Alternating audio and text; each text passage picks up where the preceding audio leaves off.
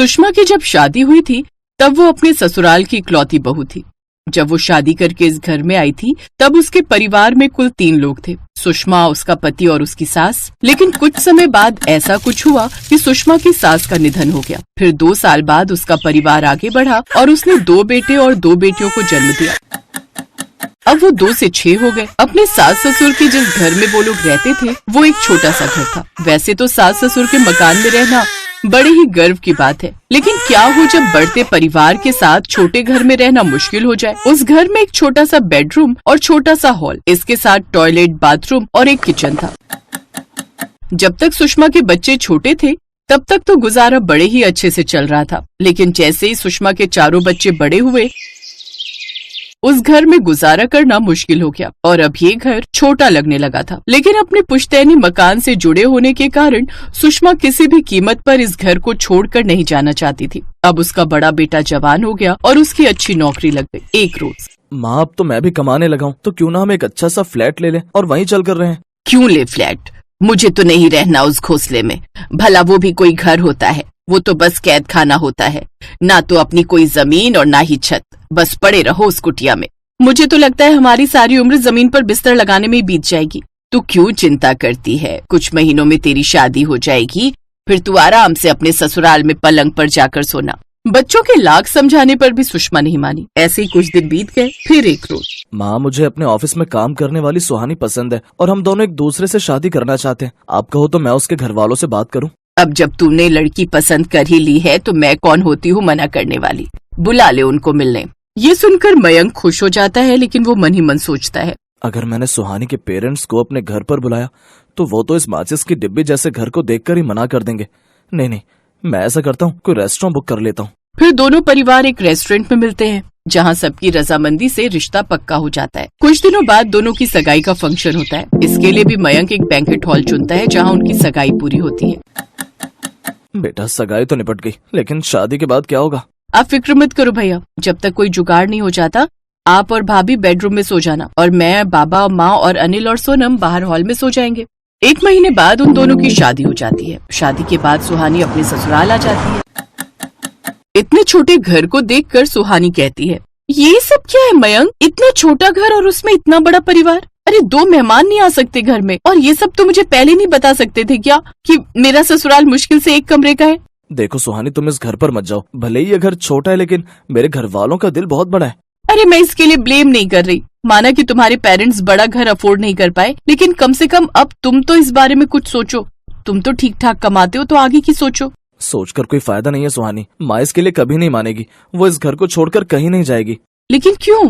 वो मुझे नहीं पता, लेकिन बस मैं इतना चाहता हूँ कि तुम थोड़ा एडजस्ट करना सीख जाओ। उफ, अब एडजस्ट करने के अलावा कोई ऑप्शन छोड़ा भी है तुमने? चलो ठीक है, मैं ट्राई करूंगी। शादी के बाद बुआ मेहमान बनकर अभी भी घर में ही रुकी हुई थी। सुहानी कब से टॉयलेट जाना चाहती थी, लेकिन उसका नंबर ही नहीं आ रहा था। वो गुस्से में मयंक को उठाते हुए कहती है, मयंक ये सब क्या है यार? मुझे कब से टॉयलेट जाना है, पूरे 20 मिनट से रोक कर बैठी हूँ। हाँ तो जाओ ना, किसने रोका तुम्हें? क्यों मेरी नींद खराब कर रही हो? ये तो मुझे भी पता है कि वॉशरूम बाहर ही है, लेकिन वहाँ जो लंबी लाइन लगी हुई है उसका क्या करूँ? पिछले 25 मिनट से तुम्हारे पिताश्री बैठे हैं और जैसे ही मैं जाने लगी तुम्हारी बुआ पेट पकड़कर खड़ी हो गई, और फिर नंबर लगाने जाती तब तक तुम्हारी माँ, फिर भाई और बहन आ गई। अब वो सब पेट पकड़कर खड़े हैं। अरे मेरी माँ, धीरे बोल, सब सुन लेंगे। और मेरी बात मानो तो कल से तुम सुबह जल्दी उठ जाया करो। मयंक, मैं न सच्ची, मुझे तुम पर गुस्सा आ रहा है। ऐसे ही 2 दिन बीत जाते हैं। सुहानी अपने कमरे में होती है जब सुषमा आकर उसके कमरे के बीचों बीच पर्दा लगाने लगती है।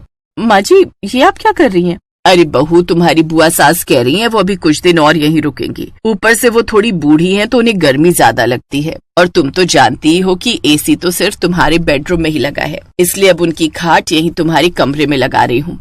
और तुम चिंता मत करो, बीच में ये पर्दा रहेगा तो तुम्हें कोई तकलीफ नहीं होगी, और फिर बाहर हम सब ठीक से आ भी नहीं पाते। क्या अब अपना कमरा भी शेयर करना पड़ेगा? हाँ बहू, अब तुम्हारी शादी हो गई है, मायके के ठाट बाट भूल जाओ। अब न तुम एडजस्टमेंट की आदत डाल लो, और अब बेटे की शादी हो गई है तो मेहमानों को तो बाहर नहीं निकाल सकती ना। अब बूढ़ी बुआ की खाट सुहानी के कमरे में लग जाती है। यहाँ तक तो तब भी ठीक था, लेकिन एसी की ठंडी हवा में सोने से खुद को उसके देवर ननद भी नहीं रोक पाते, और वो भी अपना गद्दा लेकर सुहानी के कमरे में डालकर सो जाते हैं। ये सब देख अब सुहानी का मुंह बनने लगता है और भले ही उसकी सास उसकी ये पीड़ा नहीं समझ पाती, लेकिन उसकी बुआ सास को सब समझ आ रहा था। सुहानी तो किसी से कुछ नहीं कहती, लेकिन बुआ उसकी पीड़ा समझ जाती है और इसके लिए वो मयंक के साथ मिलकर एक प्लान बनाती है। कुछ दिनों बाद मैं वापस चली जाऊंगी, इसलिए जाने से पहले मैं मनाली घूमना चाहती थी और मैं चाहती हूँ कि हम सब साथ में चलें, पूरा परिवार। न जाने बढ़ती उम्र के साथ फिर ये मौका मिले या ना मिले। अब वो सब एक साथ मनाली चले जाते हैं, जहाँ घूमने के बाद वो सब थक चुके थे। फिर रात के समय वो सब होटल में पहुँचते हैं, जहाँ वो देखते हैं कि इतने बड़े परिवार के लिए मयंक ने सिर्फ एक ही कमरा बुक करवाया हुआ था। अरे ये तुमने क्या किया? इतने सब लोगों के लिए सिर्फ एक ही कमरा? 2 पैसे बचाने के लिए ये क्या किया तुमने? उसे ऐसा करने के लिए मैंने ही कहा था, और इसमें बुरा भी क्या है? सब जैसे तैसे एडजस्ट कर लेंगे। कैसे कर लेंगे दीदी, आप ही बताओ। इतने बड़े परिवार के लिए कमरे में कैसे गुजारा होगा? यही तो मैं तुझे समझाना चाहती हूँ सुषमा। जब परिवार बड़ा हो जाए तो एक कमरे में गुजारा करना मुश्किल हो जाता है। ऊपर से अगर घर में नई बहू आ जाए, अब वो बेचारी किसी से कुछ कहती नहीं, इसका मतलब ये नहीं कि तुम उसकी मजबूरी ना समझो। ना तो वो बेचारी ठीक से अपने बिस्तर पर आराम से बैठ सकती है, ना ही वो अपने पति के साथ चैन के पल बिता सकती है। पैसों की कमी की वजह से बड़े परिवार को एक कमरे में रहना पड़े तो समझ भी आता है, लेकिन तुम तो जानबूझकर उस पुश्तैनी घर की मोहमाया में पड़ी हो। देखो सुषमा, परिवर्तन ही संसार का नियम है। आप ठीक कहती हो। ना जाने अपने बच्चों की बात समझने में मुझे क्यों समय लगा। अब मैं अपने बड़े परिवार के लिए बड़ा घर लूंगी। ये हुई ना बात। चलो अब मयंक और सुहानी को अकेला उनके इस कमरे में छोड़ देते हैं और हम सब अपने अपने कमरे में चलते हैं। हाँ, मतलब और भी कमरे बुक कर रखे हैं? तो और क्या, अपनी तरह समझ रखा है क्या मुझे? भले ही गाँव से हूँ, लेकिन बच्चों की प्राइवेसी अच्छे से समझ सकती हूँ। इस तरह सुहानी और मयंक अकेले में समय बिताते हैं। फिर वापस आते ही सुषमा एक बड़ा घर ले लेती है, जिसमें सबके पास एक एक कमरा होता है और अब वो सब खुशी खुशी साथ साथ रहते हैं।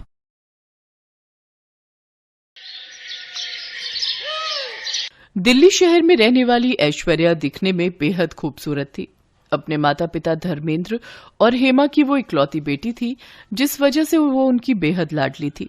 ग्रेजुएशन पूरी होने के बाद उसके माता पिता उसकी शादी के लिए लड़का ढूंढने लगे। मेरी बेटी अब जवान हो गई है, अब उससे शादी करके दूसरे घर जाना होगा, लेकिन मेरा तो ये सोच सोच कर ही बुरा हाल हो रहा है कि उसके जाने के बाद उसके बिना हम कैसे रहेंगे जी। इसी बात की चिंता तो मुझे भी खाई जा रही है हेमा।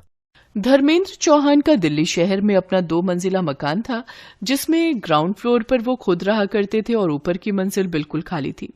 एक दिन संडे वाले दिन किसी अजनबी ने दरवाजे की घंटी बजाई। रुको माँ, मैं दरवाजा खोलती हूँ। ऐश्वर्या ने जैसे ही दरवाजा खोला तो सामने एक बहुत ही हैंडसम लड़का खड़ा हुआ था, जिसका नाम था अखिल। जी, मुझे पता चला है कि आप अपने घर का ऊपर वाला फ्लोर किराए पर देना चाहते हैं। आप यहीं रुकिए, मैं पापा को बुलाकर लाती हूँ। हाँ, क्या बात है, बताओ। अंकल, वो एक्चुअली मैं अपने पेरेंट्स के साथ 2 दिन पहले ही इस शहर में आया हूँ। मेरी यहाँ नई नई जॉब लगी है, तो मुझे आपका घर किराए पर चाहिए था। लेकिन बेटा, मुझे अपना घर किराए पर देने में कोई इंटरेस्ट नहीं है। अरे दे दीजिए ना, देखो तो बेचारा कितना मासूम लगता है। और वैसे भी कल को जब ऐश्वर्या ब्याह करके चली जाएगी, तब हम इस घर में अकेले ही रह जाएंगे, तो कम से कम और कोई होगा तो मन तो लगा रहेगा ना। आंटी जी, आपने बिल्कुल ठीक कहा। जब आपकी बेटी शादी करके चली जाएगी तो मैं आपका मन अच्छे से लगा कर रखूंगा, आपको बिल्कुल भी बोर नहीं होने दूंगा। अरे वाह बेटा, तुम तो बहुत अच्छी बातें करते हो और जल्दी खुल मिल भी जाते हो। एक काम करो, तुम अपने पेरेंट्स के साथ कल ही ऊपर वाले फ्लोर पर रहने आ जाओ, मैं तब तक साफ सफाई करवा कर रखूंगी। अरे नहीं आंटी जी, आपको परेशान होने की बिल्कुल भी जरूरत नहीं है, मैं खुद ही आकर सारी साफ सफाई कर लूंगा। अगले ही दिन अखिल अपनी माँ आशा और पिता रमेश के साथ उनके घर में शिफ्ट हो जाता है। अखिल स्वभाव का बहुत ही अच्छा लड़का था। अपनी चुलबुली बातों और हंसते हुए चेहरे से वो सबका मन जीत लेता था। हेमा चौहान को अखिल बहुत पसंद आता है। अब अखिल को उस घर में रहते हुए कुछ दिन बीत चुके थे। एक शाम हेमा अपने पति धर्मेंद्र से कहती है, अखिल कितना प्यारा लड़का है ना। हाँ, आजकल के जमाने में भला ऐसे लड़के मिलते कहाँ हैं। अपने माता पिता को खाना तक बनाकर खिलाता है। अजी, खाने की क्या बात करते हो, जब उसकी मेड नहीं आती तो वो घर का भी सारा काम खुद ही करता है। हमारी बेटी को भी काश ऐसा ही कोई लड़का मिल जाए। ऐसा ही कोई क्यों, अपना अखिल बुरा है क्या? लेकिन वो तो हमारे किराएदार हैं, हाँ तो ये तो अच्छी बात है ना, इससे हमारी बेटी भी अपने पास ही रहेगी। आप हाँ कहो तो मैं कल ही उसके माता पिता से रिश्ते की बात आगे बढ़ाती हूँ। हाँ ठीक है।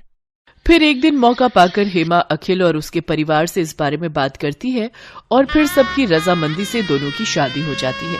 अगले दिन जब सुबह अखिल सोकर उठता है तो ऐश्वर्या को ना पाकर अपनी माँ से पूछता है, माँ, ऐश्वर्या कहाँ है?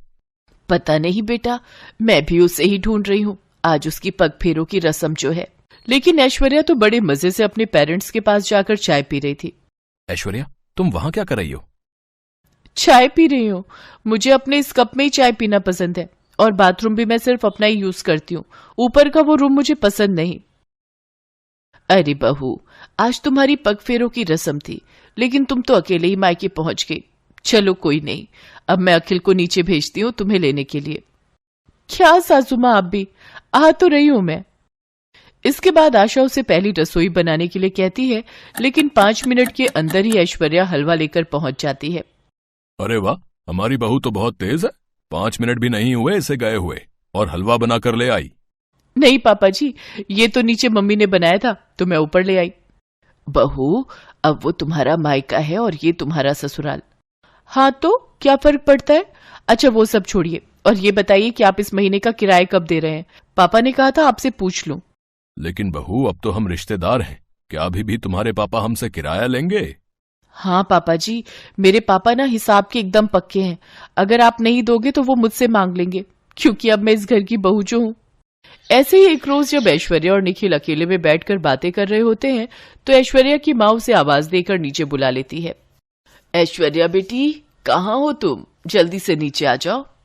कहाँ जा रही हो? अब ये तुम्हारा ससुराल है। मैंने तुमसे कहा था ना कि मुझे नींद अपने कमरे में ही आती है। इतना कहकर वो वहां से चली गई। अगले दिन अखिल घर का राशन लेने जा रहा था तो हेमा ने भी उसे अपनी लिस्ट पकड़ा दी। अरे दामाद जी, जरा ये मेरा भी राशन लेते आना। ठीक है आंटी, मेरा मतलब है सासू माँ। ऊपर वाले फ्लोर पर खड़े रमेश और आशा ये सब देख रहे थे। हे राम, ये ऊपर ससुराल और नीचे मायके में न जाने और क्या क्या दिन देखना पड़ेगा। ऐसे ही कुछ दिन बीत जाते हैं और ऐश्वर्या प्रेग्नेंट हो जाती है। घर में सभी ये जानकर बहुत खुश थे। देखते ही देखते उसे 7 महीने पूरे हो जाते हैं। उफ, यहाँ ऊपर वाले फ्लोर पर तो कितनी गर्मी है। एसी तक नहीं है यहाँ। मुझे ना इस प्रेगनेंसी में ये गर्मी बर्दाश्त नहीं हो रही, इसलिए अब मैं कुछ महीने अपने मायके, मेरा मतलब है नीचे ही रहूंगी, और जब बच्चा पूरे 3 महीने का हो जाएगा तभी ससुराल मतलब ऊपर आऊंगी। लेकिन ऐश्वर्या, ये बात ठीक नहीं है। कोई बात नहीं बेटा, जाने दे बहू को। ऐसी हालत में इसे परेशान न कर। और ये 4 सीढ़ी नीचे तो जा रही है, जब तेरा दिल करे मिलाए कर इससे। नहीं मम्मी जी, ये बात ठीक नहीं। अखिल 10 दिन में एक बार मिलने आ सकते हैं। अरे आखिरकार वो मेरा मायका है ना। अखिल जी का रोज रोज वहां आना अच्छी बात नहीं। ठीक है बहू, जैसा तुम्हें ठीक लगे। काफी सोच विचार के बाद अखिल एक दिन धर्मेंद्र से मिलने नीचे जाता है। अरे आओ दामाद जी, आज मैं आपका दामाद नहीं बल्कि किराएदार बनकर आया हूँ। पापा, हम ये घर खाली करना चाहते हैं। तभी ऐश्वर्या और हेमा भी वहां आ जाती हैं। लेकिन क्यों अखिल, ये मेरा मायका भी तो है। इसलिए तो खाली करना चाहता हूँ क्योंकि ऊपर ससुराल और नीचे मायके ने मुझे मेरी ही बीवी बच्चों से दूर रहने पर मजबूर कर दिया है। और हाँ, कल ही हम यहाँ से शिफ्ट हो रहे हैं अपने नए घर में, तो परसों मैं अपनी बीवी को लेने आऊंगा एक दामाद बनकर।